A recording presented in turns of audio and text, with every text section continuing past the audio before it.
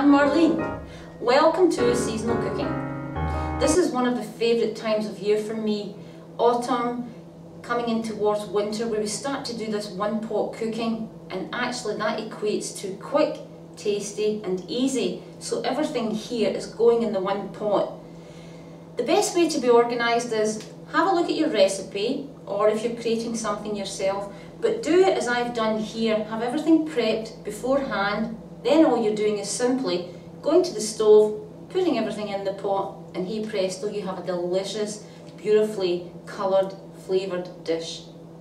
This is something that I'm very passionate about teaching a lot of my students and clients, because people are busy, we respect that, but really we all need to try and take some time to get back into the kitchen, and that's my passion. I want to inspire as many people around the world as I can to get cooking with me. It's fun when you don't look upon it as a chore and look upon the fact of cooking as an art, and it's something that's fueling your body every day. So you decide what you're eating, how your vitality is going to be, how your energy levels are going to soar, your moods, everything happens just beautifully when you cook your own food from scratch. So I'm going to talk to you just quickly about what I've put together here. This is one of my favourite one pot cooking dishes. It's called saffron scented vegetable stew, and I'm using it today with chickpeas. You can use other beans as well, but basically any type of bean or legume, as we all know, great vegetable protein. So for me it's like beans means protein, chickpeas high in fibre, great source of protein.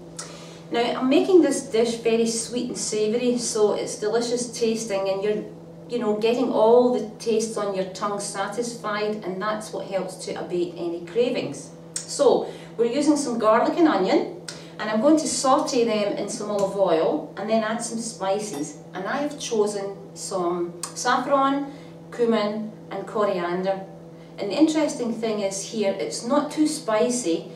We had a student recently from India working with Bill and I, and she said there's this whole mythology that everything in Indian is spiced, and it's not. It's small amounts that we use, so this is a beautifully balanced dish. I'm going to use some saffron threads, and I've soaked them in just a little water. I've pureed here, I've diced some sun-dried tomatoes, which I love. I've chopped some apricots, and that's going to give the balance of the sweetness with the sort of spicy taste. Some sweet potato, some celery. Passata, which is sieved organic tomatoes, is going to give a richness to the dish along with these baby mushrooms. And I'm making a stock from miso bouillon. If it's not available, simply use a vegetable stock cube, but always look and check for the organic ones and they're not high in sodium. We're going to serve all that with some couscous and some greens. So we'll go to the stove and we'll get started. I've put the pan on the stove, warmed it up, added the olive oil, and simply put in the garlic, the onion and the spices and given them a good coat round, and they've been simmering for about 5 minutes. So now I'm just going to start adding the rest of the vegetables. So in go the sweet potato, along with the celery,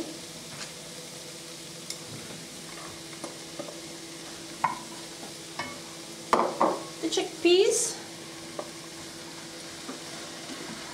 The lovely thing about this is too, of course, remember you can freeze some of this in portion sizes.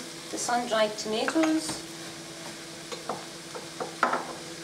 the carrots,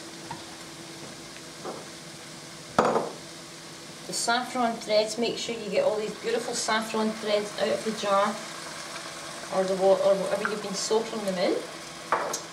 The tomato passata, I've used a cup, and I'm using 1 litre of vegetable stock.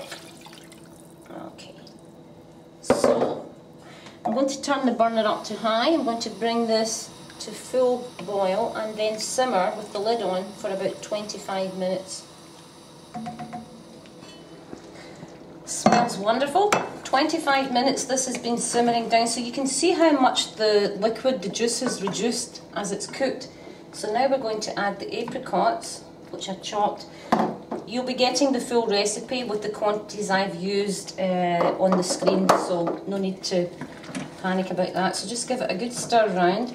If you feel you want to add a little bit more liquid, I'm probably not going to bother, because remember, mushrooms are really a very yin water-based vegetable, so they're not going to be soaking up a lot more of the juice, and you want the vegetable stew to be lovely and creamy. So we're going to simmer this now for another 25 minutes and let the apricots release their beautiful natural sugars and cook the mushrooms.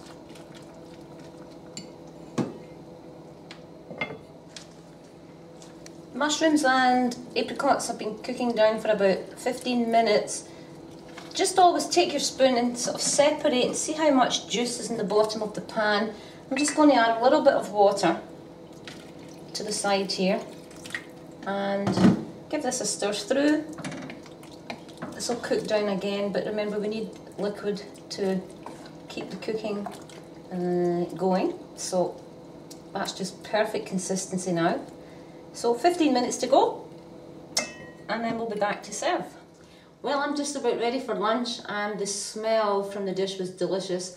There's a beautiful saucery to cooking, you know, we coax the tastes and the beautiful smells, and it just fills the house with a wonderful aroma. I'm actually just adding a few salad greens. I always like to have some fresh food on the plate as well as cooked, and probiotics. My pickles, if you haven't made them, look on YouTube and make them at home. They're fantastic to add to your dishes every day. And I've just simply put some black sesame seeds over my couscous, and I'm ready to go. And I just wanted to say one more thing. If you don't have a copy of my book, excuse the self-promotion here, there are over 200 seasonal recipes, many of them one-pot cooking. So enjoy. Thank you for watching, and I'll see you again soon. Bye for now.